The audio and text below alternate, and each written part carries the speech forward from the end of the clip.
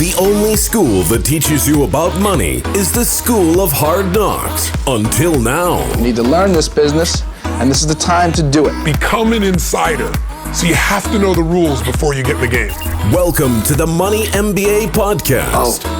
Have I got your attention now? Where you'll learn how to be a master of money. There's so many ways to make money today. Let me show you in 2 seconds flat why the rich get richer and the poor get poorer. Now here's your host, Jonathan Kutsmita.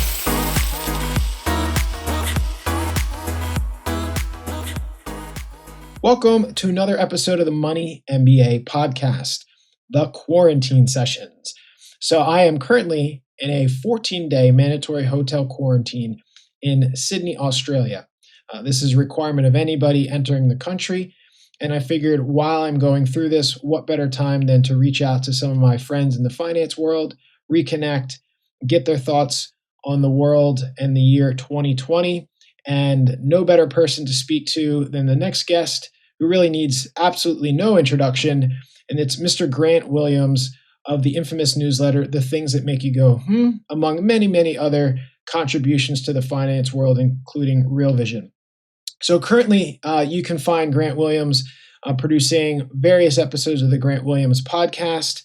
And most recently, he's had a co-host join him, another brilliant mind, Bill Fleckenstein, where they've been producing the Endgame series, if you will, where I believe they have, at this point, well over 15 various guests contributing to this Endgame concept. So we talk about that. We talk about the podcast episodes and series. Actually, to be honest, quite briefly, Grant's somebody that I had the pleasure of meeting around this time last year in London. And when we sat down together and hung out, we spoke for many hours. And for the most part, we didn't talk about anything finance related. And I think Grant and I really got to know each other on a personal level. And for a lot of the conversation, although it is finance related, you can feel both the direction I take it and he takes it, that we're really fishing out the human element of what's going on in the world and in the financial markets. So again, Grant Williams is probably one of the best at that, in addition to just kind of getting behind the curtain on what's going on in various financial aspects of the markets. So this is a very deep dive conversation, kind of goes all over the place, but it actually does have, to some extent, a linear path. And I really, really hope you enjoy this interview. It was very nice of him to grace me with his presence for so long. And I don't think you'll regret committing to the entire interview, because there's tons of nuggets in there. And anytime Grant decides to share his wisdom, it's something for all of us to stop, listen, and experience. So please enjoy this special episode of the Quarantine Sessions Money MBA podcast with special guest Grant Williams.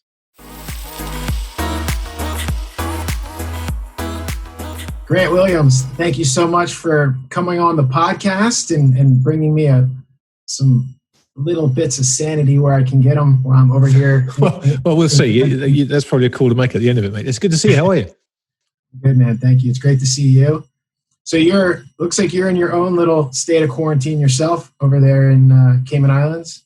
No, it's actually strange. This place life is completely normal here. There's no COVID here. They jumped on it very early. They shut the borders in March, which seemed like a really extreme thing to do. And they went to like a full lockdown. We had, you could only go to grocery store on alternate days. It was masks everywhere. But they basically wiped the virus out pretty quick. And for the last, 5 months, I guess, it's been completely normal. There's no mask, there's no social distancing. It's completely normal, and there's zero COVID. They've got quarantines in place if you come into the island now. If you're a returning citizen or you have a work permit, you spend 2 weeks in isolation. But once you're out of that, it's free. It's kind of a strange place to be, given everyone I know is under some kind of lockdown at the moment. Yeah, so I didn't think we'd jump right into COVID, but why the heck not? What else is there? Yeah.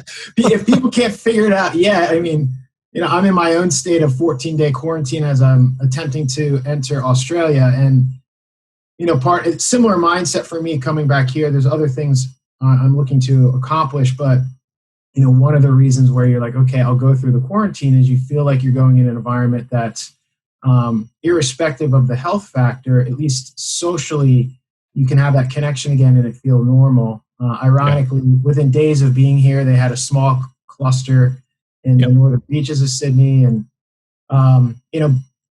being American or being from the U.S. and kind of having the sense of a total lockdown while being in Puerto Rico in March through most of the year. So, being your neighbor, I kind of felt, what it was like to see a small island go full lockdown, hyper quarantine, curfews.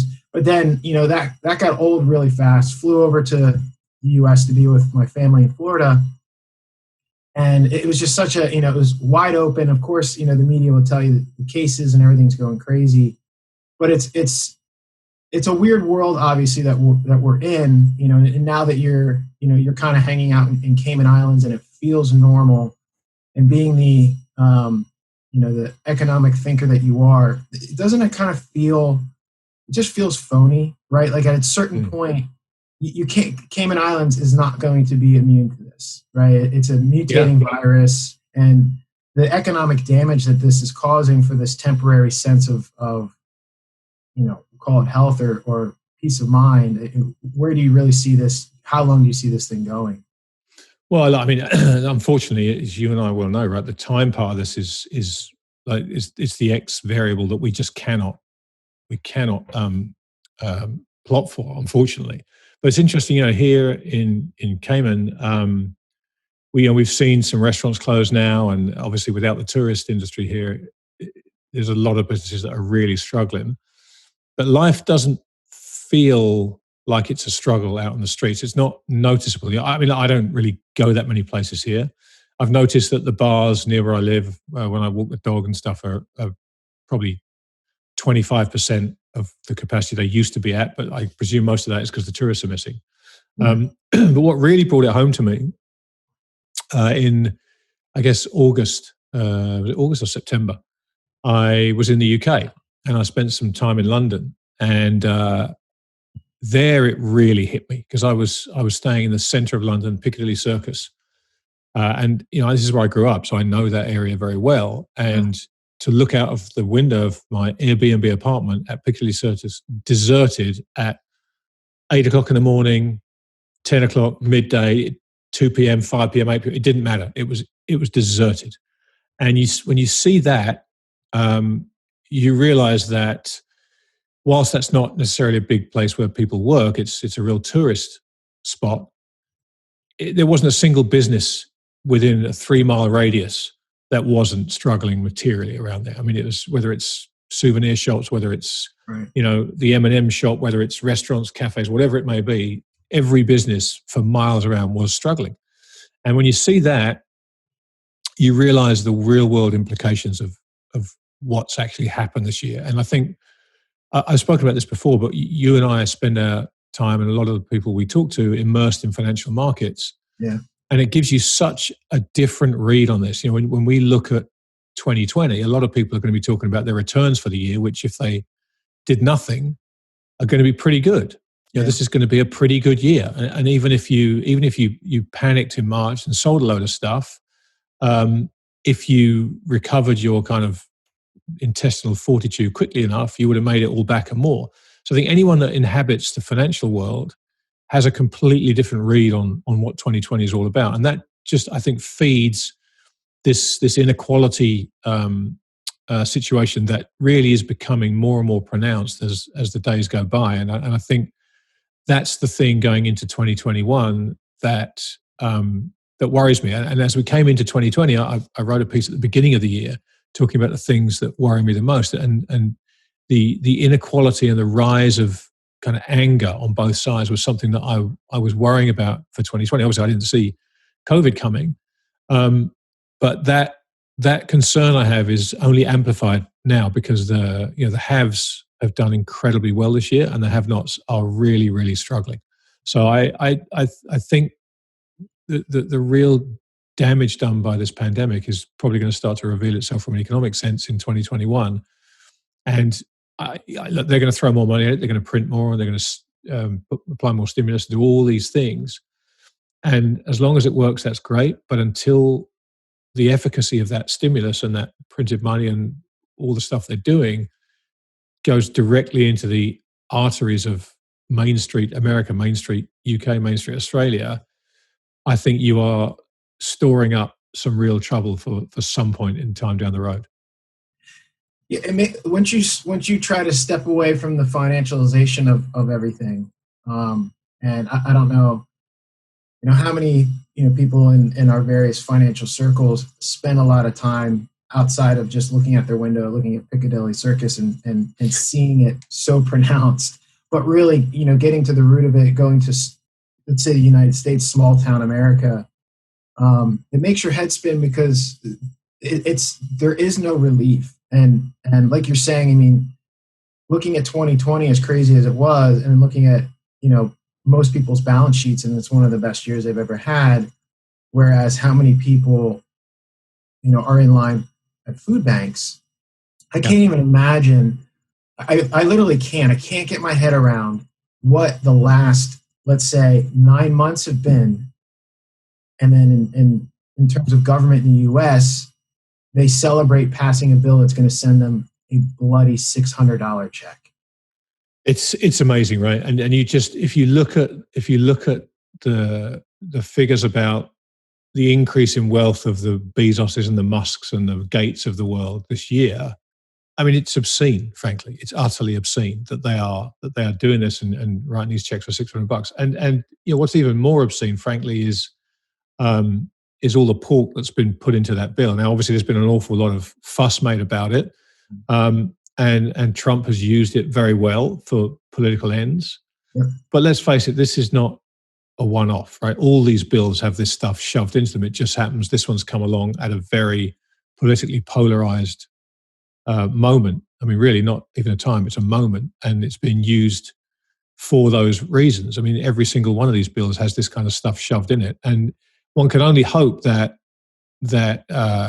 shining a light on this stuff at this particular point in time actually has an effect, and people do start to feel the kind of anger. Frankly, they should at this stuff. I mean, some of the stuff that's happening, and to your point, the people end up with a $600 check, and now they're trying to make political capital. Everybody's saying, "Oh no, we want to make it $2,000." Well, look at Bezos, look at Musk, look at how much money these guys have made this year because of the $2 trillion they threw at risk assets.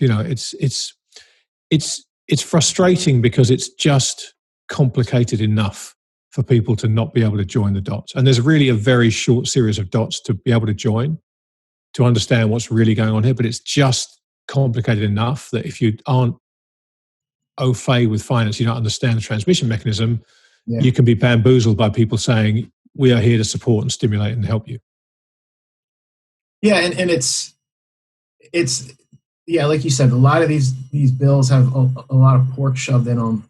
But again, I think it goes back to the disconnect that that's where I'm most fascinated with all of this. And it's kind of like, how could Trump have ever been elected is still something that we'll refer to it as the left, but people who just aren't, a supporter of him, they still can't get their head around it, and they're not listening and they're not paying attention. And when you look at the fact that, can you imagine the nerve if it wasn't government, right? Imagine you or I running a business, and the company said, "Look, we're on our knees here trying to survive as a business, so we're not paying any of you, okay? And we're going to get it together, though. We're going to resurrect this business, and once we do, we'll pay you." And then we finally get to a point where we tell all the employees who've been working hard and hanging in there for the year that, look, you're going to get $600, but we're actually going to pay,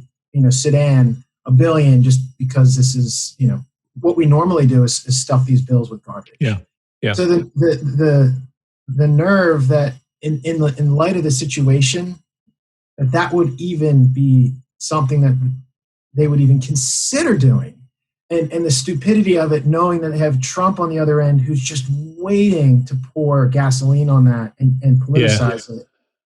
It just shows us it's so heartbreaking to see that we have such a disconnect, not only on the streets, there's no discourse, but when you look at what government is doing, it's like you've been in an ivory tower so long that you believe that this is your fight for your own call it legacy or ego, and you're that disconnected from the people you're supposed to be representing that this is your end result?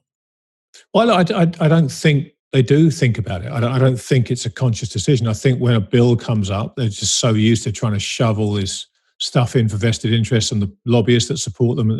It's a reflex action. They don't stop and think, is this a good idea? But what's interesting about this now, this moment in time where we are, is just the power of social media to make people aware of what's going on. We haven't really had the ability for people to understand what goes into these bills. And this isn't something that's happened in 2020, but the longer this goes on and the more entrenched social media becomes, the more this stuff actually does get shared. And we're in an age where outrage is what gets shared. People are far more likely to spread something outrageous than something positive, because there's just so much anger built up. So they're playing a very dangerous game in doing this stuff now, because the Pelosi's of the world who've said no to the bill, and all these guys who've been, AOC comes out and tweets one day how the bill's 5,000 pages, nobody could read it, it's awful, and then votes yes the next day for it. It's a 5,900 page bill. Nobody has read it. Not one single person has read it, I will wager. And if they have, it's some staffer somewhere down the ladder who's been told, or they've pieced it out to a group of staffers to get it read in time. Yep. They've shortened it and given them the most salient points that they believe to be the case. It's the whole thing is actually farcical, frankly. But again, I think when you look at, my timeline has been lit up with all this stuff. My Twitter thread, I don't use Facebook or anything, but my Twitter thread has been lit up with this stuff today. And one can only imagine what the people who are really angry and who generally do focus on this kind of stuff, and the algorithms are going to serve this thing to them way more times than they're going to do it from me. So I think this is a very, very dangerous game they're playing right now, and I think it could backfire horribly on all of them. This isn't a partisan thing. I think they're all as bad as each other, frankly. Yeah, and then with that in mind, as you mentioned, social media, it's just coming from every angle, and it's a bit of the fourth turning. And I'm sure a lot of this is motivation for your podcast and the Endgame series that you're doing, which we'll talk about. But then you have freedom of speech suppression that is just as blatant as the stupidity of this bill, right? It's one of those things, again, where you step back and say, do you really think you're getting away with this? It's the idea of pretending like you have nothing behind your back when your hand's behind your back. It's like, I can see what you're up to, right. And so how do you see just overall that element of censorship coming into play here, not only in terms of further sparking these flames, but how frightening that is to the bigger picture? It's almost like early chapters of a dystopian novel. Yeah. Well, what's interesting is if you read any future history, any book that was written way back when about now or the times to come, it's a pretty standard roadmap. There are 3 or 4 points that just about every person writing about the future, no matter what point they were writing about it, hits on. And they are generally suppression of free speech, right? You go back to 1984. They're kind of the melding of the party. They're kind of the stratification of wealth and the fact that the elites. And I think that's because it doesn't take an awful lot of foresight to think about human nature and think about the fact that most people will act in their own self-interest, and there's an awful lot of power at stake here. If you're running for president of the United States of America, you are running for the most powerful position of all 7 point whatever billion people on the planet, essentially, is what you are looking to be. And so it shouldn't be a surprise to anybody, frankly, that there is evidence of there's been tampering in the election. And I'm sure this is not a Democrat-only thing. I'm sure both sides will do whatever they can to win that election, because there's more power, more money that comes with this. Hell, look at the pork in this bill, right? Yeah. So this is human nature. This is not left-right. This is human nature. Now, because of that, it actually becomes probably more scary the more you think about it, because we're such creatures of habit.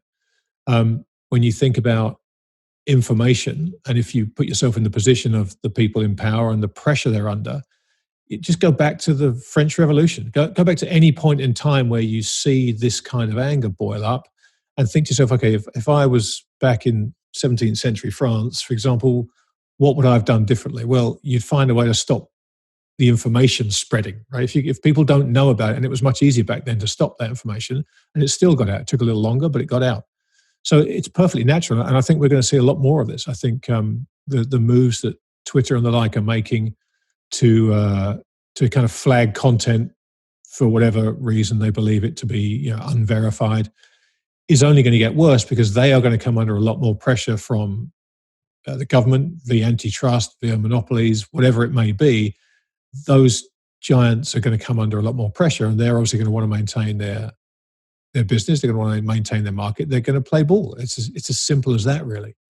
So I don't think we're anywhere near the end. I think we're much closer to the beginning of this phenomenon than the end. The only question I have is the shape of the curve of its acceleration. That's what really worries me, is that we're at a point where necessarily this starts to happen a lot quicker, because social media spreads the information quicker. So the countermeasures need to come in quicker and be stronger and be, that's what worries me, is that we're at a point where what's happened is going to become apparent to more people.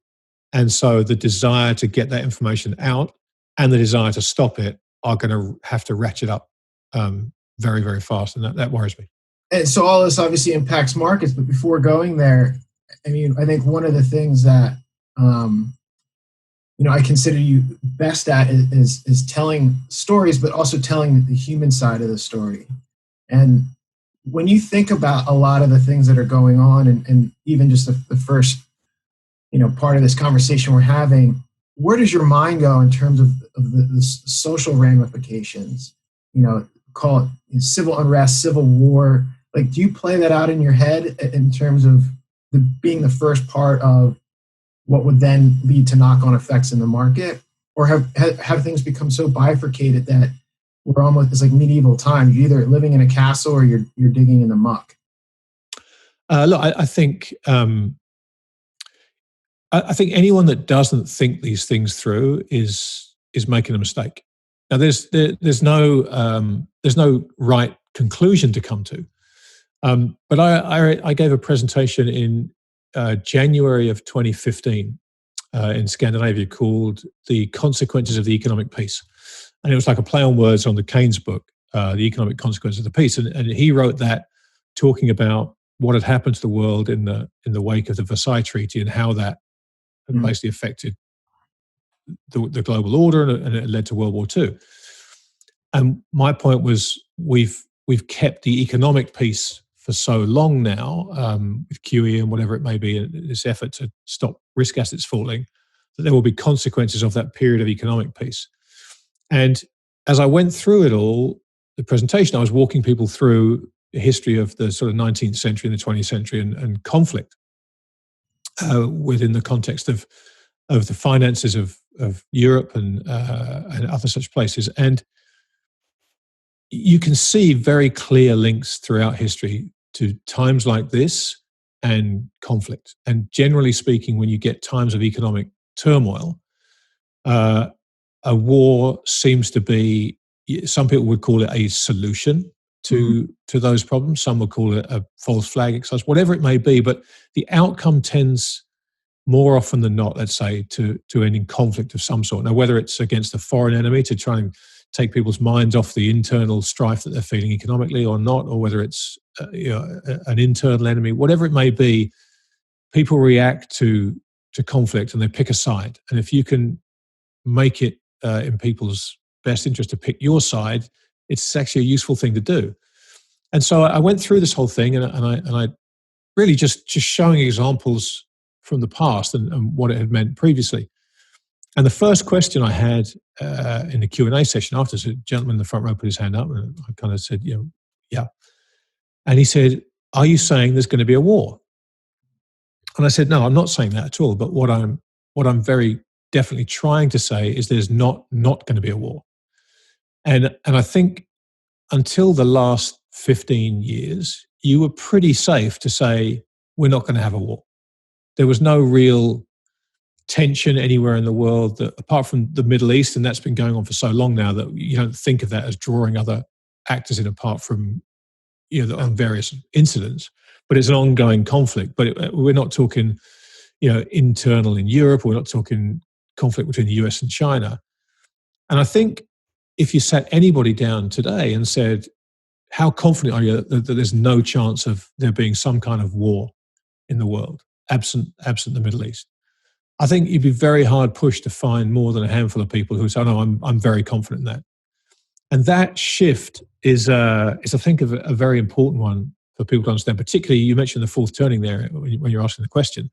I think anyone that has read Neil Howe and Bill Strauss's amazing book will understand what you're talking about. And if anyone out there hasn't, then it's such a highly recommended read. I can't recommend it highly enough. And we are in a fourth turning now, and as Bill and Neil lay out so beautifully, fourth turnings are characterized by conflict, and traditionally they are harbingers of some kind of major conflict, which is kind of a clearing event.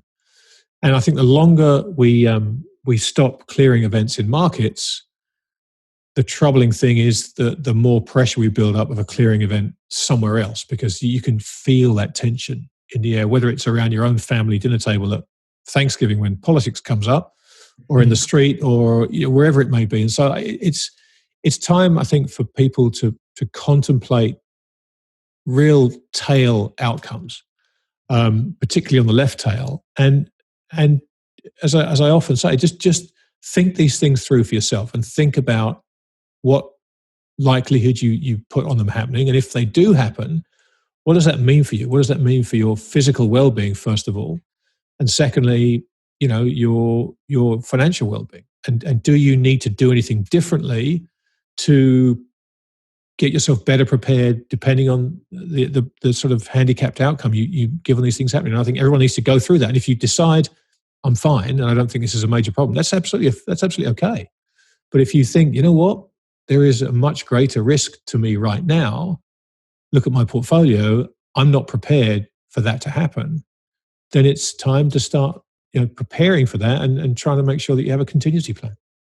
So do you think in a certain way, and I'm asking this question almost for myself, right, is that we're kind of living examples of the moral hazard, because you've been writing your newsletter for a long time, and people within the market space who had access to it understand your ability to kind of break these things down and tell a wonderful story and really get the idea to sink in. And in early days of Real Vision, you really carried the torch in terms of getting someone like me access to that type of thinking. And it's very grounded, right? And you read it, or you listen to it, or you watch it, and it makes a ton of sense. Whether kind of be your views or things that you shared on sound money policy and gold, and all the things that you've contributed to the space. But then after a period of time, you're like, I get it. That's how the economy should work. This is a more fair and supportive system.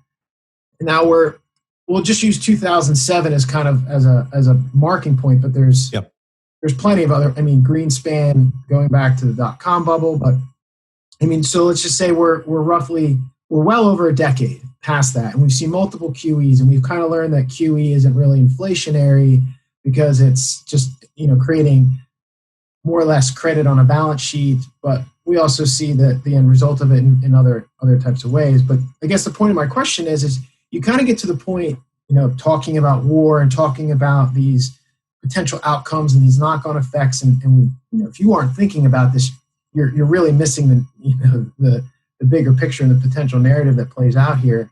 But that could be another 30 years. Mm-hmm. I'm just being facetious when I say that. No, you're absolutely right. Yeah. And so it gets kind of not troubling, but it throws a wrench into your thinking process, because it really feels like the dots are just going to line up. Shit's going to hit the fan. And, thank God I have these, various types of reserve assets, whether it be gold, guns, etc. So it feels like we're slowly being converted to the moral hazard that a lot of people just jump on because, interest rates are low and, Fed put is there. I feel like it's even converting some of us where, like, I know I'm right. I know shit's going to hit the fan, but I'm almost slowly FOMOing into this nonsense. Yeah. It's interesting. I think the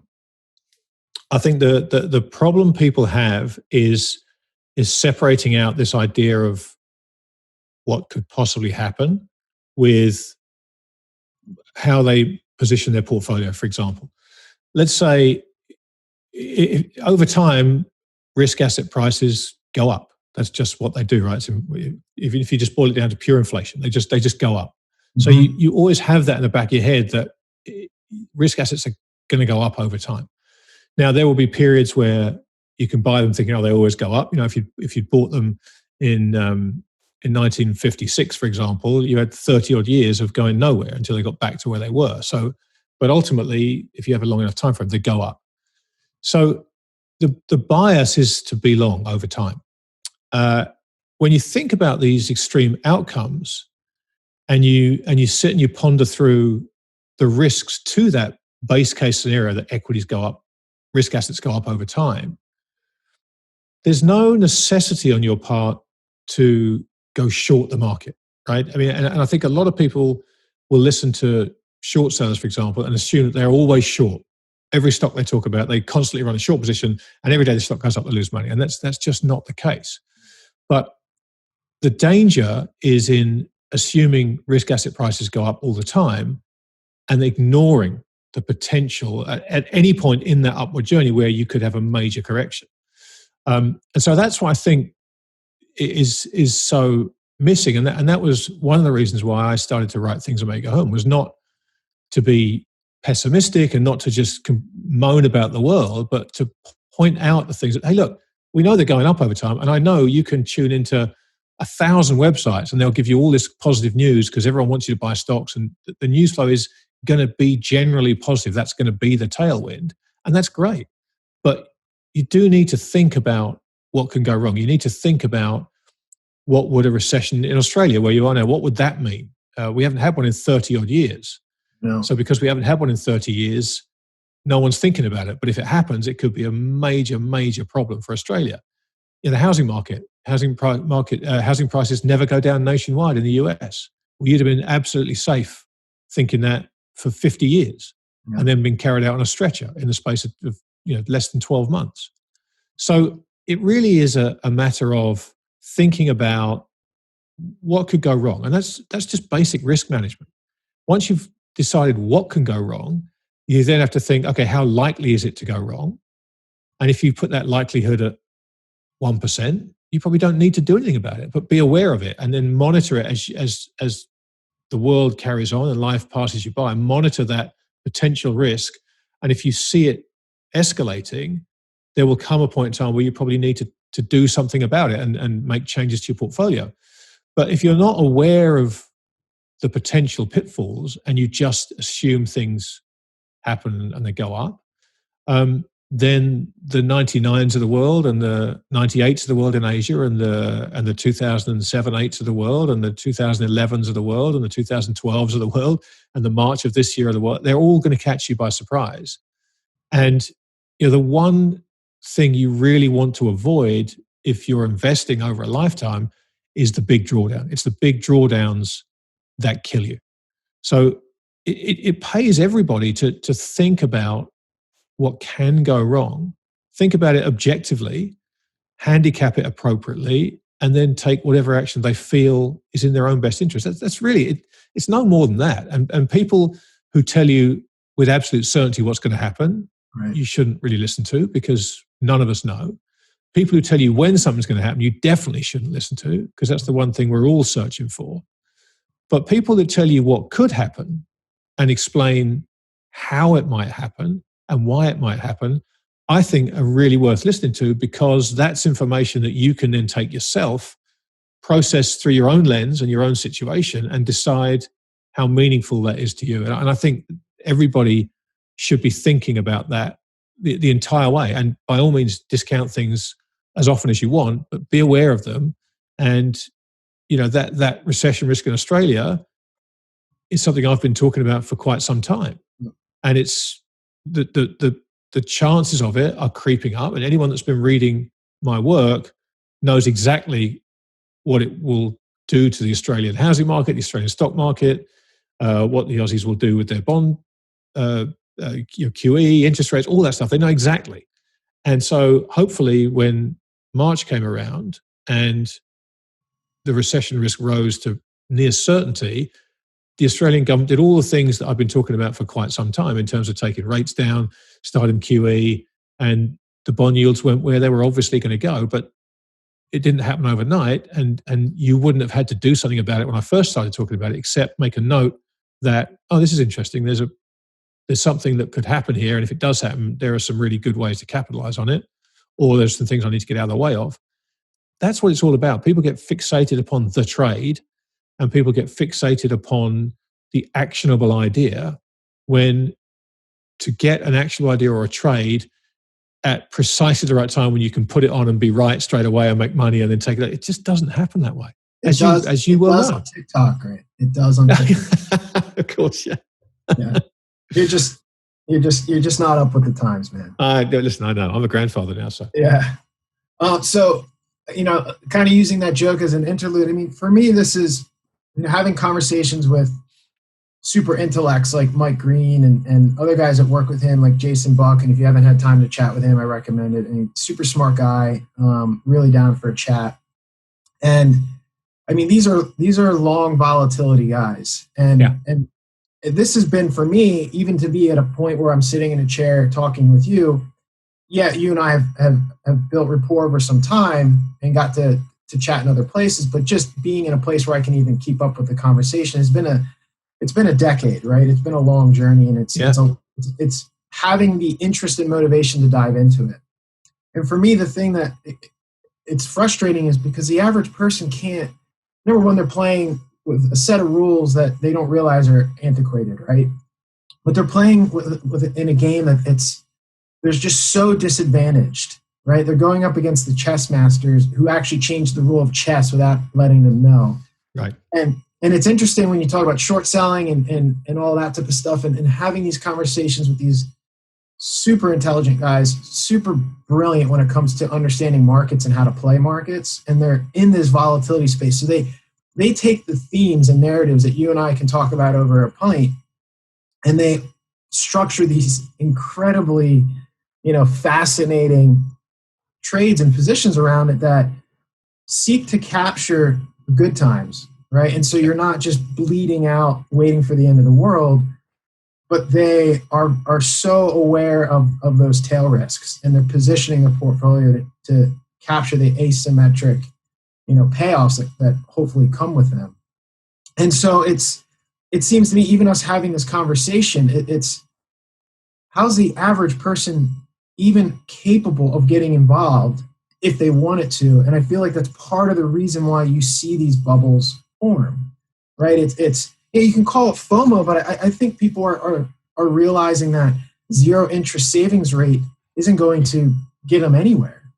And, whether we're all influenced by a number of different types of things, and we can just classify it as various forms of propaganda, whether, we're seeing teens make money with TikTok or pretend like they are. And these things are very hard to ignore when you're somebody who's watching people pretend like they have the perfect life and they make perfect investments every time and they're making all this money, and I signed up for this Forex trading class and now I have a Lamborghini. There's a lot of that stimulus coming in. Well, meanwhile, Wall Street just feels like this impenetrable wall to climb over. So I don't know what the exact question there is, but for you being, again, someone who really has that human connection on both sides, do you see the potential of a bridge being built again, where being a fiduciary actually means something for the average guy, or are we really in that stage of the fourth turning where this is going to go until it can't go? Yeah, it's a really, really good question, John, and I think there's two sides to the answer, and the first answer is there's never been a better time to be a seeker of this information, because thanks to things like Twitter, it's out there and you can engage with the Mike Greens of the world. Mike's a really good friend and one of the most, and I use this word generally, frighteningly intelligent people you'll ever meet. I mean, his intellect is frightening, but he's out there and he'll interact with you on Twitter. And so for those who are seeking this information and want to understand it and want to know this stuff, how to protect themselves, what does vol mean, people that know what the right questions are, I think is what I'm trying to say, have never had a better opportunity to get the answers to those questions from the right people.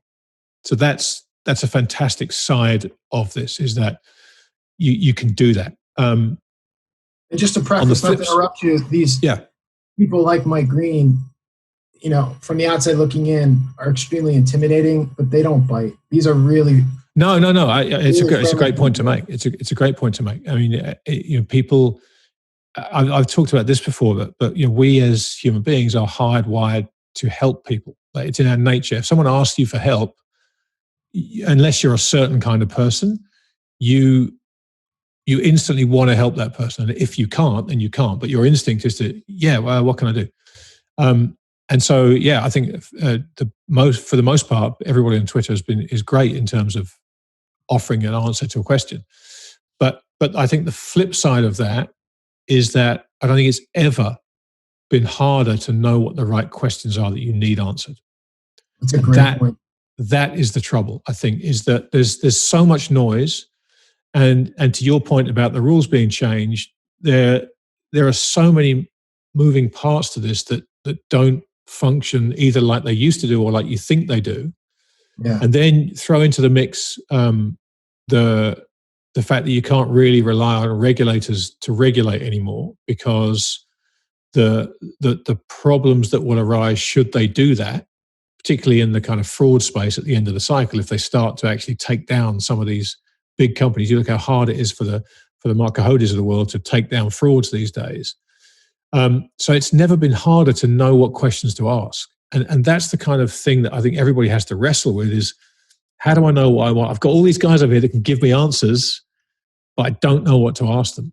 And so I think it pays to try and find reasonable voices, people who aren't dogmatic about anything, who are open-minded, who are intellectually curious.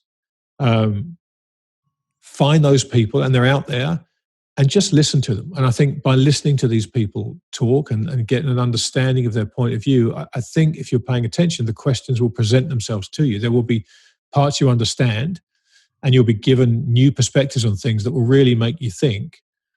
And there'll be parts that set all kinds of fires in your head, thinking either I don't understand that and it's way above my pay grade, which is absolutely fine, or it's I don't understand that, it feels like it's important to me, I need to understand that more.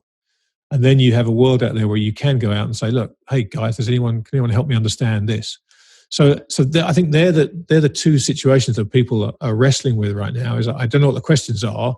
I've got all these guys over here that can answer them for me. So understanding what the questions are the most important thing to start with right now. And that requires essentially suspending trust that everything is as you're being told by either Wall Street in the world of finance or by the government in the real economy. You have to suspend that. You have to lose that trust for formally trusted institutions and assume that everything is questionable, and start questioning things that until 2, 3, 4, 5 years ago, you just took for granted. Yeah, it's interesting you say that. It's something came into my head as you're talking about that. I think there's also a severe lack of responsibility, like people not willing to take responsibility for that journey. And they're not really interested in asking questions to get an answer. They just want somebody to do it for them. And it's kind of like, it's not until you start to become, you're either naturally cynical or something happens that just starts to push you down that path. Yeah. That you start looking for the white rabbit, right? You start trying, like, there's something, there's something behind the curtain, and I don't know what curtain it is, which one to look behind, but I need to start pulling curtains aside.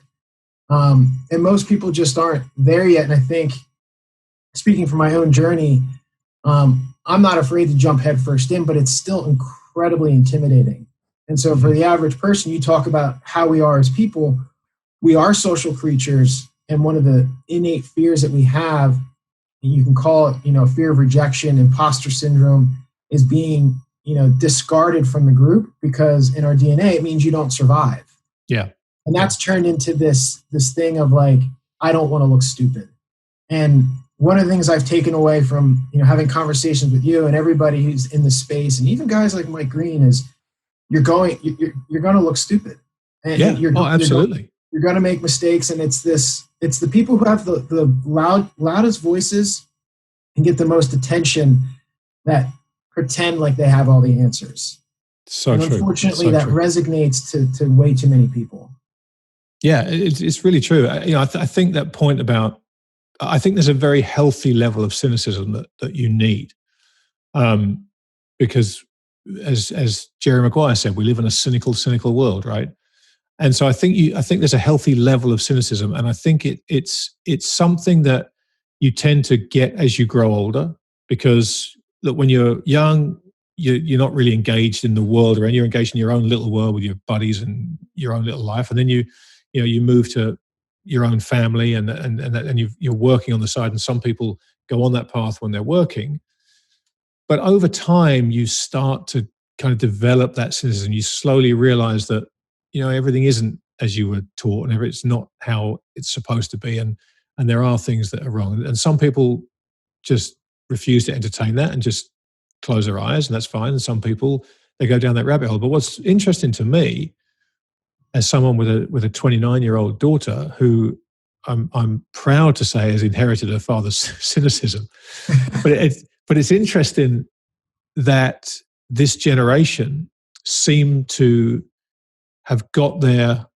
earlier than, I'm a Gen Xer, but the millennials and the Gen Zs seem to have reached that level of cynicism quicker, which I find interesting, because whether that is a social media phenomenon, or whether it's a result of the times we live in and fake news and just mistrust that's everywhere, I don't know. So in some ways, I think that's very healthy, but in other ways, I think it's very dangerous, because people tend to believe in nothing, because they struggle to find something that they can anchor themselves to and have faith that it is real and it's not part of the matrix, to use a hackneyed phrase. So it's a very, very interesting point in time now. And I think, to your point, if people are paying attention and seeking this stuff out and not afraid to look stupid, the answers are out there, and you've never had better access to them. And I think it's incumbent upon everybody to chase those rabbits down those holes. But just kind of keep a rope tied to the tree when you jump in. Yeah, I mean, I got Lebowski quotes running through my head when you said people, end up not believing in not things. I believe in nothing, and right. And it's very much that there is a sense of nihilism running through it all. But your point about there seems to be an acceleration of people's ability to become cynical, and how that leads to in a lot of ways to enlightenment. It's kind of a weird jump, but I feel like when you look at we'll say the millennials, for a lack of a better demographic to pick, they've become cynical, and their outlet seems to be crypto and Bitcoin. Mm-hmm. And I want to talk about your Endgame podcast here in a minute, but I was listening to your interview with Jim Rogers, which is always, I feel like the two of you guys should have like a weekly television show. I don't think you put up me that often. But I mean, in terms of storytellers, right? I mean, it's just good stuff. But it was interesting to hear, you got your interlude into the topic, because it seems to me that you have an embrace of Bitcoin that I wouldn't expect you to have. And you're a sound money guy. I mean, you're a big component of gold. So where do you share your opinion on Bitcoin, and let's have a quick conversation about how it's something that we'll call it demographic or new class of cynics are flocking to. Yeah, it's. I mean, I've been asked about Bitcoin a lot, and my response is always kind of curiosity, really. When there are so many super smart guys out there in the crypto space, the Robert Breedloves of the world, the Preston Pishers of the world, the Michael Saylors of the world. These are super smart people, gifted communicators about the topic, and they're passionate about it. And I haven't represented myself to be any of those things, right?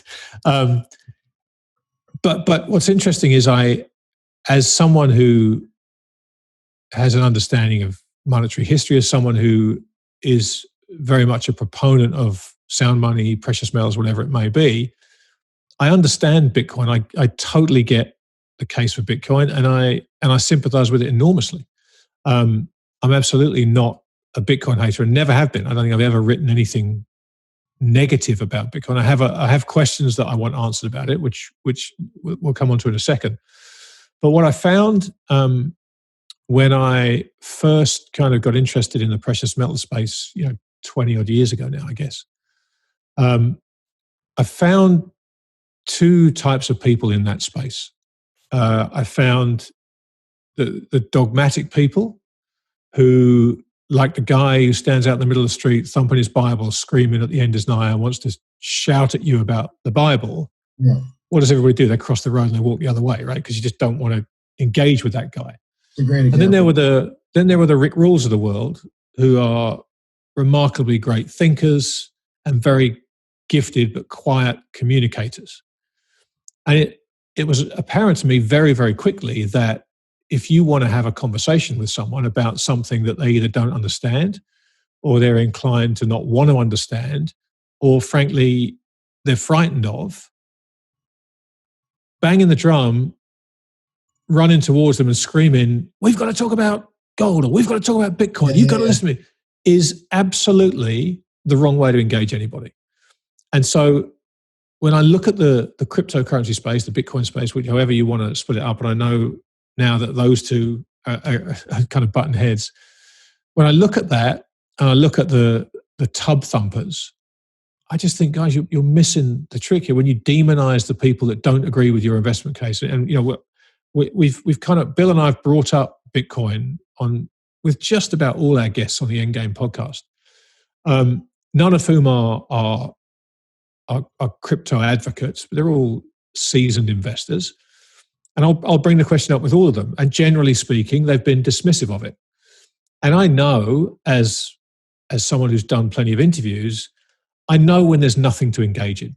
I know when there's no point in pushing them on a subject, because it's clear that they don't have the regard for it that would suggest they're interested in either talking about it past the point they already have, or they've done an awful lot of work on it. So I know, so I'll just let it go. And Bill and I are going to do a piece on Bitcoin specifically and address some of this stuff with someone who is in the space, which will be interesting. I'm looking forward to that.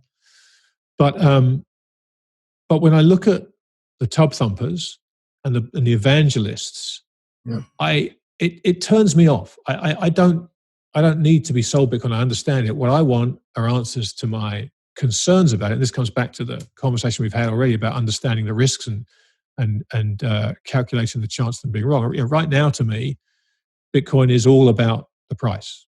It's all about the price. This is all about, we've broken 19, we've broken 20, we've broken 23. And, God bless everybody that's in this thing and has held on. It's amazing. I'm really happy for them. I had, people tagging me in tweets saying, "Oh, I'm so upset that I'm missing out." I don't give it a thought. I'm doing what I'm doing, and I honestly don't give it a second thought.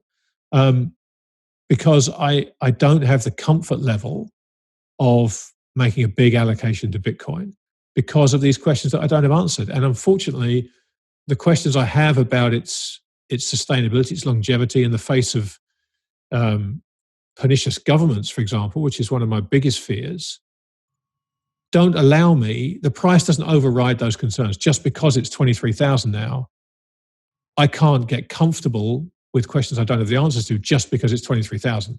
I wasn't comfortable with those questions at 9,000.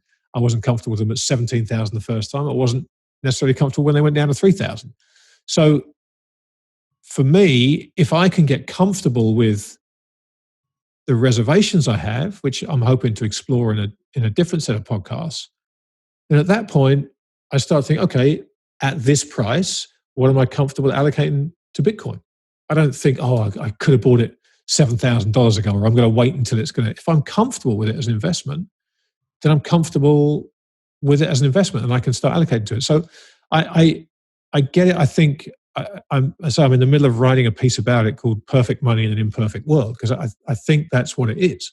I think when people talk about Bitcoin as perfect money, it's as close as we've come to perfect money. I think that's true, but the world is imperfect. And those imperfections, unfortunately, are very much part of the design of the world we live in.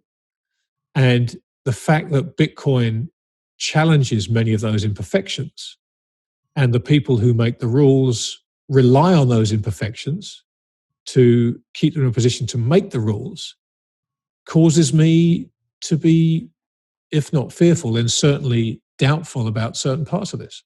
So, I try and be thoughtful in everything I do, and I include Bitcoin in that. And it's amazing that people have me down as a hater simply because I haven't gone out and proclaimed my undying love for Bitcoin.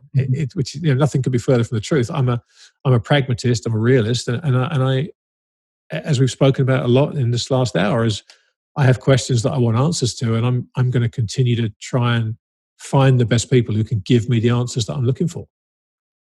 Yeah, if people can bear with us in this conversation and really see the arc or the timeline that we've kind of gone through, this is an interesting point in this discussion because everything we talked about, and this is a completely organic talk, we didn't have anything really structured, but you look at what we've kind of gone through. We talked a little bit about history, what's going on in society, just generally how people are disenchanted with the system and with good reason. Look at the stimulus bill and all these types of things. And now you get to a point where information's moving so quick. You have, an explosion of cynicism. And one of the things you just said, I think really, puts a punctuation on all of this and what we've been talking about, because the rules and the system, I think it's like people's interpretation of capitalism and why you see people screaming for socialism. We don't have capitalism. We have this broken, corrupted, distraught, purely corrupt system of feudalism, right? And it's not true capitalism. It's because the rules are being bended and abused.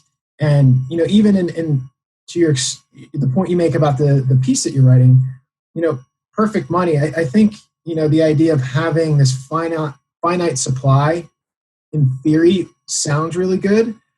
But what you basically have happen is, I think what in terms of the religious fervor around Bitcoin and the salvation it's supposed to provide, I think it getting to $23,000 because of Michael Saylor and because of Grayscale Bitcoin Trust, it's now a finite supply of something that's been cornered by deeper pockets. And in an event of a recession or some sort of catastrophic black swan event, you need, to a certain extent, in my opinion, a flexible credit-based system. Now, obviously, what we've seen central bankers do over the past 3 decades is not that. It's enriching their friends, keeping people, bankers and whatnot in powers of position and making money. It hasn't been about a fair distribution of credit or any of that. And so you kind of have this tug of war between, I think, two things that are too far on both sides. You have a broken financial system, or the abuse of the credit system and those who have power has gotten so ridiculous that you now have this massive wealth gap, inequality, and it's going to lead to this fourth turning type of event. And on the other side, you have, I think, an equal extreme, which is, some people call it a Ponzi. I don't really think it's a Ponzi. It's just a narrative that's driving a trade. And it doesn't, to me, feel like it's going to be the end all be all. But in the meantime, it's going to make a lot of people a shitload of money because it's so early in the space. It's the first mover. It's the Coca-Cola of the space. But in terms of a believer of sound money and hoping to see some sort of, monetary salvation, and coming out of this as a species and as a human race in a place that's more utopian, I think it's a move in the right direction. And I'm a huge advocate of crypto because I feel like overall it's putting power back in the hands of people who should have it, the intellectuals, the creators.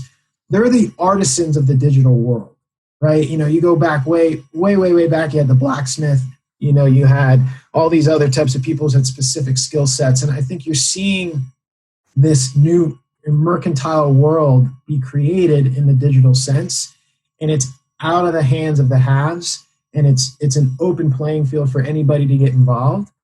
And hearing conversations and not picking on Jim Rogers, but I mean some of the comments he made to me are very indicative of that tug of war that's going on. You have this old guard, the institutional space, and they kind of see it as this thing, and they're fearful of governments. And then in the same conversation that you'd have with someone like that, they'll talk about how, the system's broken and it's just a joke, and Japan is, basically pinned its interest rates, and there is no bond market, and the U.S. is just as bad, but it's the cleanest dirty. You can go on and on and on about how distraught everything is, and how unfair and broken it is, and then you have this. In reality, you have this monetary revolution happening right under our nose, and then it's like, but I'm not going to join the revolution. They're just going to get shot at by the Imperial Guards. And so to me, that's kind of the problem I have. And I'm not a maxi at all.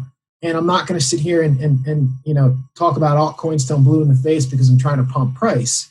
I'm just saying in terms of the overarching thing that is happening. You look at the arc of the conversation we've had, and now here we are. I think this is the revolution that needs to be paid attention to.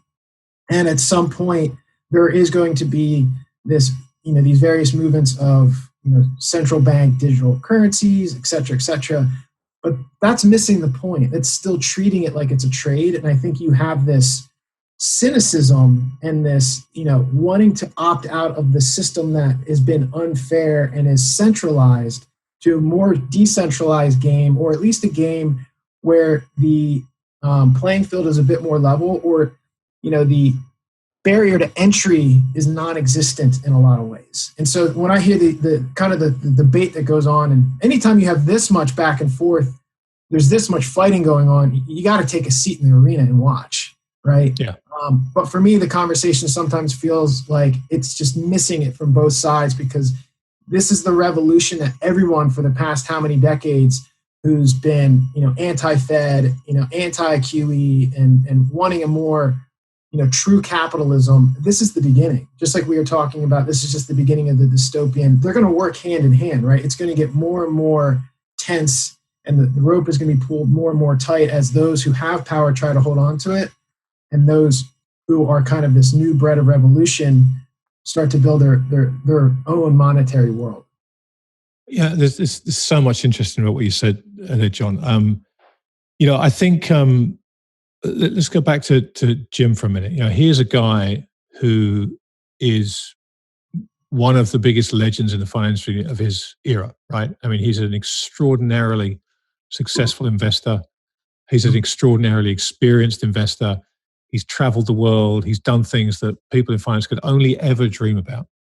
He's so macro that he moved to Singapore so his kids could speak. Right. But here's a guy, he's done it all, right? He's done it all, and he's done it as well or better than anybody. And he's living proof. You read his books. I mean, he's a remarkable man. And so I kind of shake my head when Jim comes on and sits and talks with Fleck and I and says, Bitcoin, Schmitcoin, effectively, right? Now, Jim doesn't need to learn about Bitcoin. Jim doesn't need to spend the time digging into it. If he doesn't think it's anything, he's going to ignore it. And if he's wrong, I promise you this, it's not going to affect his life in a negative way, right? But people who have no idea who Jim Rogers is will write in and comment stuff. This guy's an idiot and he doesn't know what he's talking about. He's just an old boomer. No, there has to be some respect about this discourse. People don't need to believe in Bitcoin. If they don't and they miss out, hey, that's not your problem. And it may not even be their problem because they may not care. They may be doing other things. Yeah. I think that's a really important thing that people need to understand. It comes back to that tub thumping thing. But the other thing you said that I find really interesting when we're talking about this way that Bitcoin gives people this kind of end around, this way out of this system. And if we go back to what you and I were talking about a while ago in terms of the system breaking down and what the powers that be need to do to keep it together, there you run into one of my big questions about this whole thing, because I think everything you said is 100% true. Bitcoin does all those things. It offers all those escape routes. It offers all that flexibility. It offers all the things that the system doesn't offer. But going forward and beginning in 2008 and picking up speed, you can see it. The people who make the rules are getting more and more desperate to keep this thing together. And you called Bitcoin a revolution. And it absolutely is. You're absolutely right. It's a revolutionary protocol. It's revolutionary money. It's all these things. But that word revolution is absolutely right. And it's absolutely dangerous. Correct. Because when people in power see a revolution stirring, they squash it. And so, that's one of my big questions. And I don't have the answer to it yet. I'm certainly, unfortunately, the more Bitcoin gets embedded, the safer it looks and the more dangerous it looks at the same time. It's like Schrodinger's cryptocurrency, right? It's safe and dangerous at exactly the same time. And so I find it fascinating to watch this. And I think the other point you made, which is absolutely true, is the cornering of this thing, which I think is very, very important, because we've kind of reached that point where, and again, as I said, I've got nothing but good things to say about Michael Saylor. I mean, he's here as a brilliant guy, a superb communicator, a brave, bold man who's making some extraordinary moves. To buy $500 million in Bitcoin in your treasury and then go and tell everyone you've done it is smart, because it puts a massive bid under the stock and makes your money away. To go and borrow 400 million more at 75 basis points and tell everyone you're going to buy more Bitcoin with it is even smarter, in my view. But it's becoming, to me, as someone who is a very interested observer, but outside the arena, to your point, it's becoming something that is starting, whether it is or not, to look very much like, not a pump and dump, because I don't, that is a very pejorative statement, but it looks very much like there are a group of people here who are running this thing up. And we've seen the Druckenmillers and the Tudor Joneses of the world, smart guys all, and absolutely not trying to do things that are outside the bounds of the rules. But these guys are smart and savvy traders. And when they come out and tell you that they're kind of warming up to Bitcoin, or they think Bitcoin could have a place in a portfolio, I guarantee you they're not thinking of buying it tomorrow. I guarantee you they've already got their position on, because they know exactly the effect that them coming out as proponents of Bitcoin will have. And it's working, and it's feeding on itself, and we're seeing that. And that's what's driven this spiral now. We've seen all these headlines about adoption. So on the one hand, it makes perfect sense to me as to why it's going up like it is, because of all these positive headlines. But the fact that that is all feeding on itself worries me, because again, you have this concentration, you have these very high profile guys. And, my great friend Ben Hunt, who's I'm sure there are plenty of voodoo dolls among the Bitcoiners of Ben, because he's not ironically, like me, is not a Bitcoin denier. He just sees the limitations, and he sees that this is an asset that Wall Street is in the process of co-opting. And when he talks about the guys who are making a lot of noise in Bitcoin, not necessarily being revolutionaries and looking to build a new, better system, but rather Wall Street guys looking to make a profit. Yes. I think he's absolutely right. These guys know how to make money. They recognize an asset that they can make money in, and they're absolutely feeding it. Now, they may well believe all the stuff, but I guarantee you, for most of them, profit is their number one objective.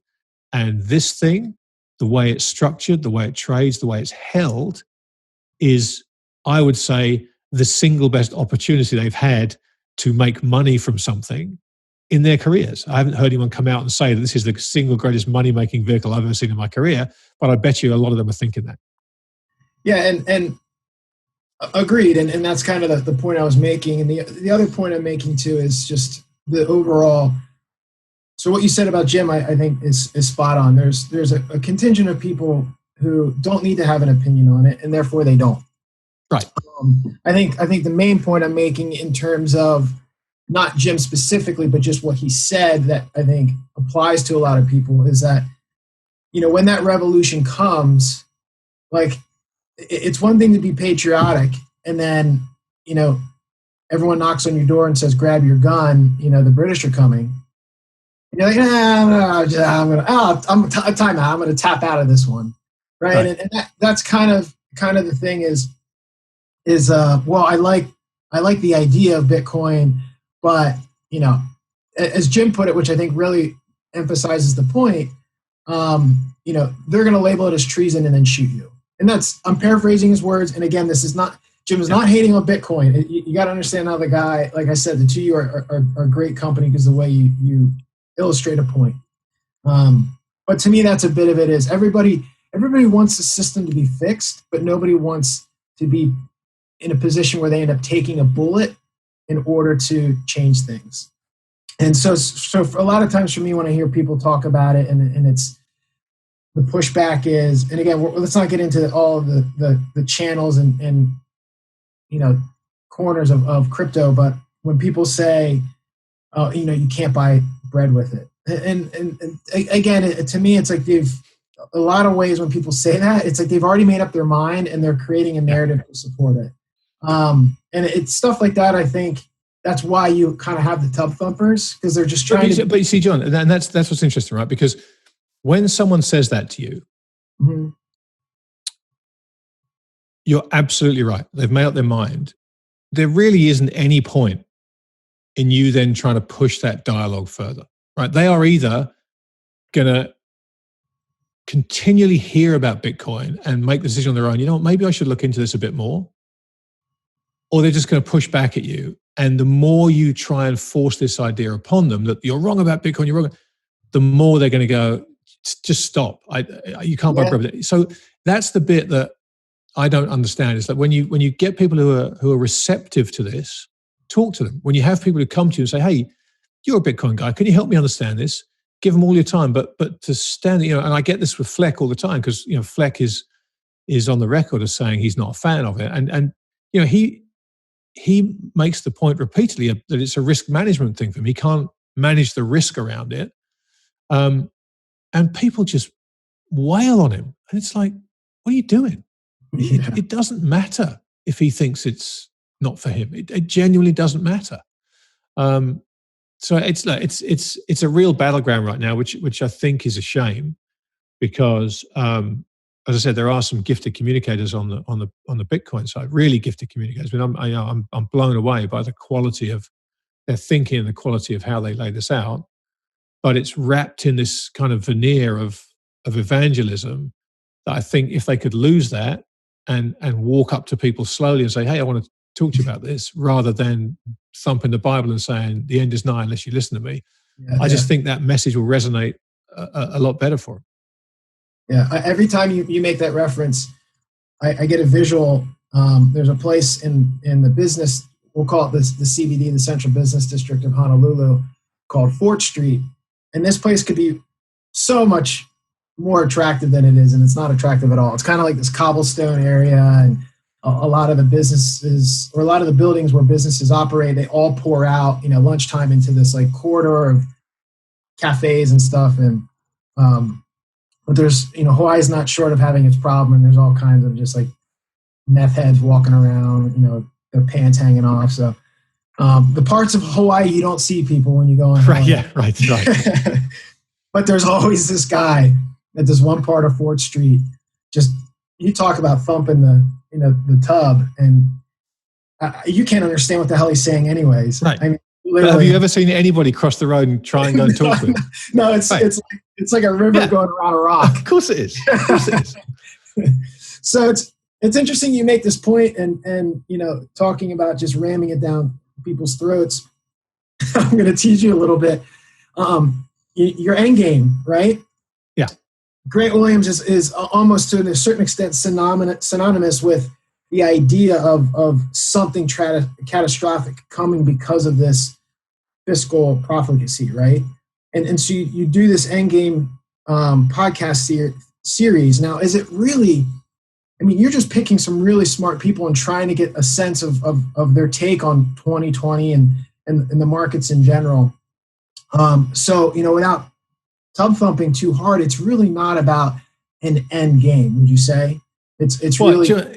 It's so interesting you say that, John. Yeah, I think our third guest, Mark Cohodes, was the first guest because it was his idea that Fleck and I do this.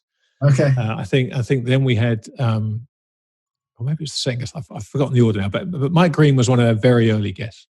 Great interview with him. If anyone hasn't listened to it, it will bend your brain and really make you think.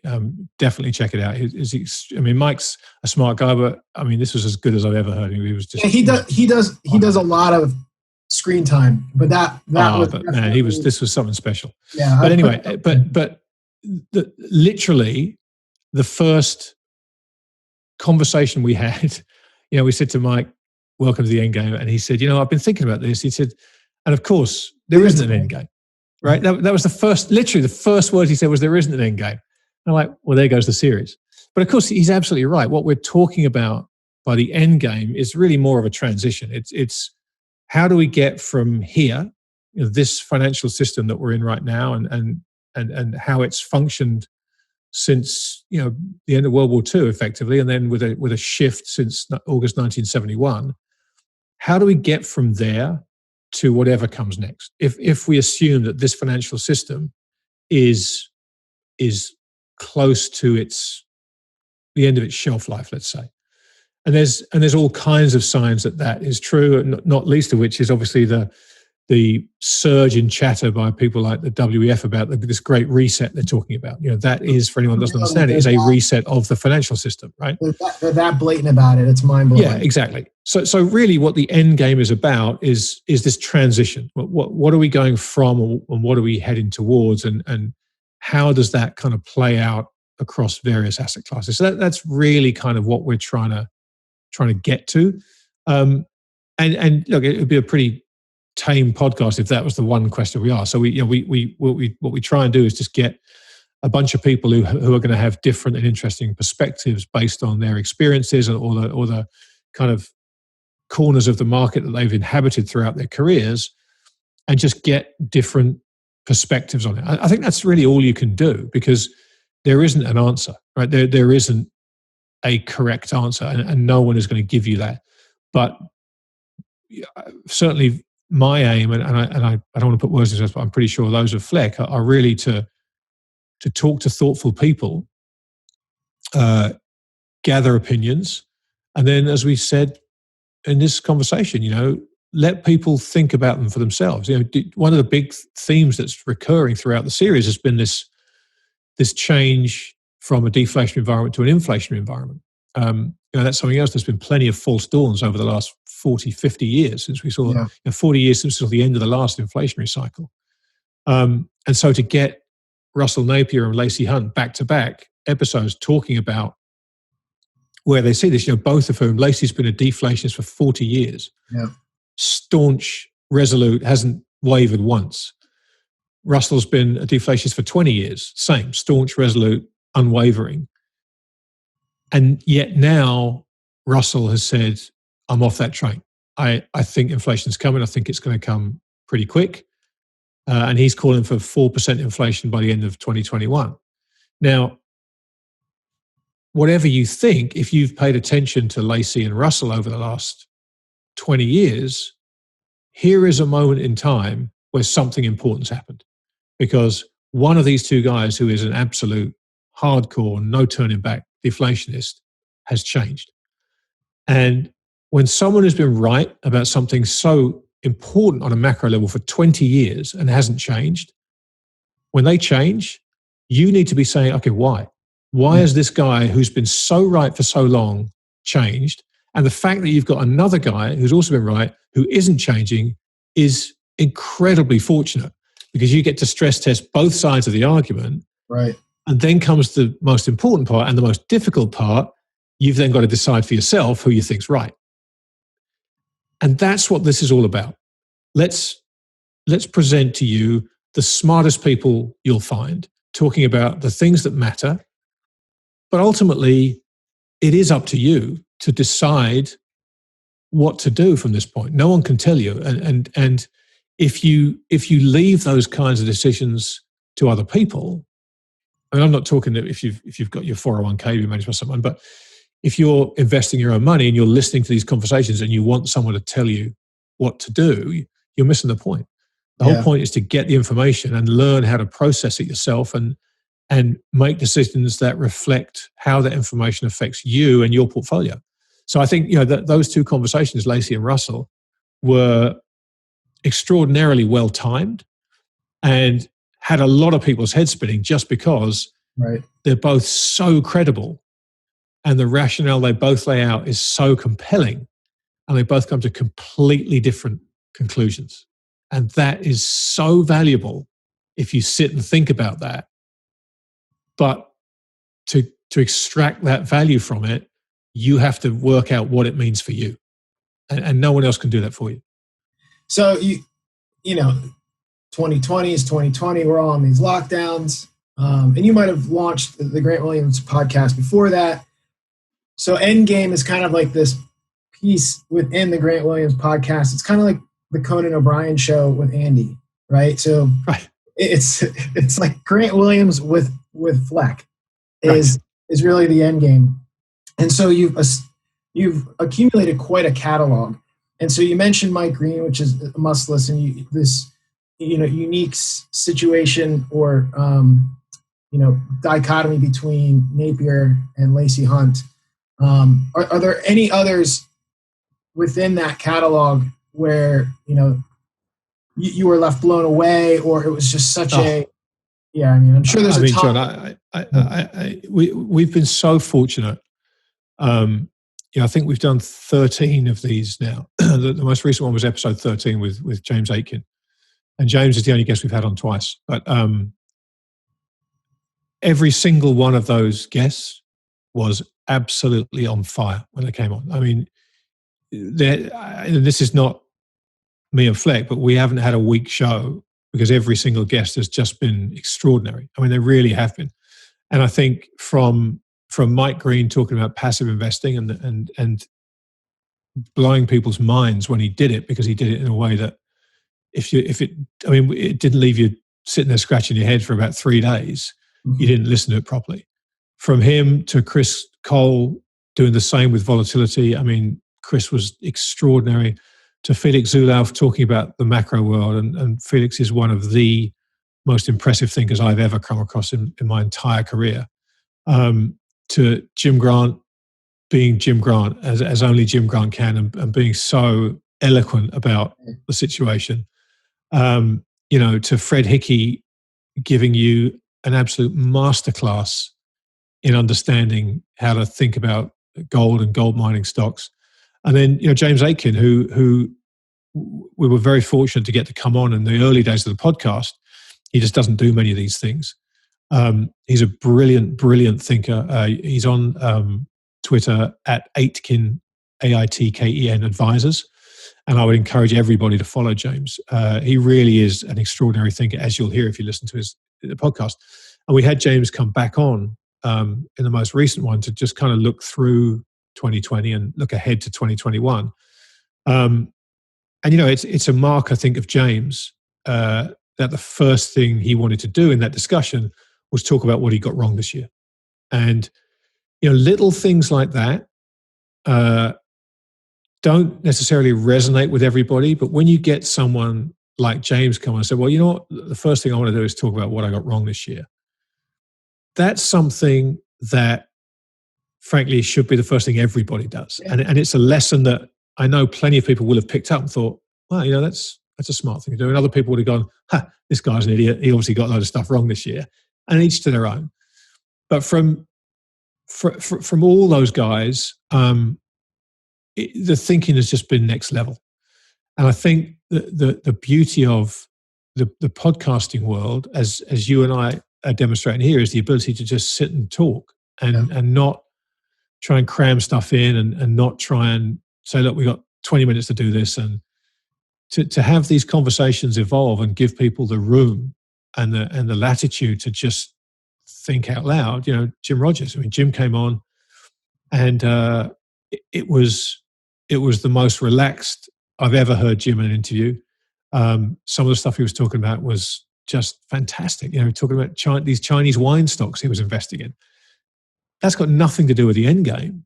Yeah, but it was so interesting to hear him talk about this stuff, and the whole idea that Fleck and I have tried to create here is just to create content that's valuable to people, right? And I'm confident in saying that every single one of these episodes is valuable in its own way, and some of it will be more valuable to some people than others, and some of it less so. But if you can't find something of value in these conversations, I'd be surprised, frankly, because every single one of these guests has been just brilliant. So for me, starting a podcast was very much, like I said, I had this long journey down the rabbit hole, and not many people will take it upon themselves to go through that type of mental abuse. But I do think, and it is, I do think people need to start slowly chewing at the elephant, right? And so for doing the podcast, for me, it's like having an opportunity to talk to someone like you. And outside of what you've done just in the podcast, I mean, your entire life is a massive catalog of conversations and thoughts and experiences. And, for a lot of people to just go right to the end of the chapter, right to the end of the book, they miss the entire story before that. And a lot of financial podcasts, I mean, some of the ones I've listened to recently, even having gone on this journey for some time, I have to listen like 2-3 times before some of it even, it's a lot, and that's okay. But for me, wanting to bring some of these people on who usually talk at such a high level and think at such a high level, to bring it down to a little bit more of a palatable, we'll call it retail experience, so they can start to chew on it, and then therefore say, okay, I kind of get this, and then be ready to dive into, the end game. And otherwise, no one's going to look at their list of potential listens on a Saturday afternoon on iTunes and be like, Lacey Hunt, that sounds interesting. It's just not going to happen. Right. But once you start to climb that mountain, you can see the peak and like, ooh, I want to climb the Lacey Hunt peak because wow, that's going to be one heck of a gem when I get there. And so, being a very crazy year, my business was very busy. I had to take a hiatus from it. And now here I am locked in a hotel. So what better time to kind of relaunch and entertain myself with guys like you. And certainly for you, like we mentioned, you're now in a quarantine world in the Cayman Islands, and it's a bubble, right? Everybody's now living in these little bubbles. Yeah. And so I'm sure to a certain extent, being incredibly intellectually curious as you are, the podcast has been a way to keep you sane and absolutely, engaged as well. So assuming and pretending the world is normal again from a COVID standpoint, what would you do? What would Grant Williams, what would be the journey you would embark on next when you could, break free of Cayman Islands and see the world and see your friends again? Is there something you've been thinking about as the next chapter? Yeah, I mean, there's so many things I want to do. What this lockdown has really taught me is how much I enjoy traveling and how much I enjoy meeting people and talking to people about this stuff. Because, a couple of years ago, I took 154 flights in a year. Wow. And when I kind of looked at that number when I was going through it at the end of the year, I was like, boy, oh boy. And I was tired, I was tired. And you kind of think about it. You think about the process of getting from A to B. And the longer you do it, the more you think about the process, because that's what tires you out. You forget about what happens when you get to B and you get to sit down and have these amazing conversations with extraordinary people. And although every time I got to B, I was energized and it was amazing. And on the flight from B to C, I'd still be buzzing about this conversation, but it just kind of wears you down. So I think what this has really taught me is that I need to get back to doing that. I need to be traveling. I need to be sitting down and talking to people and, sharing that information with people. And when I made a series for Real Vision when I was there, called In Conversation With, and I spend a lot of time writing the introduction to that series because, a big part of how I think about this stuff, we touched upon it earlier on, is this idea that everything needs to boil down to a trade. You have to have an actionable idea for everything. And I get that. I understand why people want that. But for me, it's literally the last thing I want. I don't want someone to tell me what to do. I want someone to explain to me how to think. Because if I know how to think, I can come up with what to do much, much easier. And so if I want to know what to do, there are 1,000 people who will sell me a service that will tell me what to do, 1,000 of them. And some of them will probably make me a lot of money.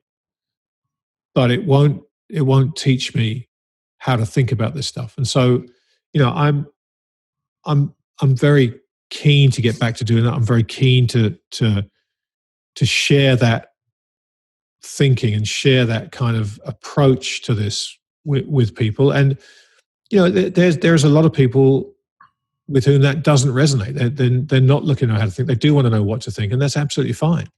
But for me, I think there's a much smaller audience out there of people who understand the value of learning how to think about things, and they're the people I think who naturally kind of gravitate towards the way I do things, and they're the people who I'm looking to engage with, because I think that community of people are underserved. I think there's too many people out there now who want to tell you what to do, and I think there are too few people out there trying to teach you how to think. And so I want to be someone that does that, and I want to get back to doing it as soon as I possibly can, which is probably going to mean we having a vaccine.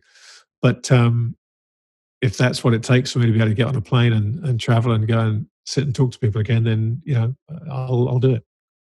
Well, I'm sure all of us are eagerly waiting for life to get back to normal for no other reason than to see you vaccinated and traveling the world. And I no, in all seriousness, I know there's many of us who are looking forward to that next chapter. And you've brought us a lot of entertainment, a lot of knowledge and insight, and certainly a lot of joy. So I'm looking forward to seeing you back out on the road again.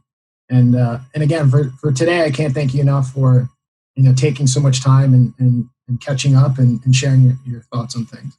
Mate, it's a pleasure. Absolutely, anytime. It's a shame you and I didn't get to see each other in person again this year. It would have been nice, but hopefully 2021. Yes, let's keep our fingers crossed for that. But Grant, I can't thank you enough. This has been fantastic, and that last little bit there is a timestamp that I'm going to listen to over and over. The importance of looking for people who are going to teach you how to think more so than what to do, and that's one thing you've done for me extensively. So I can't thank you enough. Then my work here is done. Thank you, mate. I appreciate it. Have a good one. I'll talk to you soon. All right, take care. Thank you for listening to the Money MBA podcast with your host, Jonathan Kutsmita. It's also my pleasure. See to it that decent, hard-working people in this community aren't robbed blind by a pack of money-mad pirates. To access more great content, visit us online at moneymba.com. That's where the money is. And more than that, control. There's only one person in the world to decide what I'm going to do, and that's me. And I am deadly serious about that. That's it, I'm done.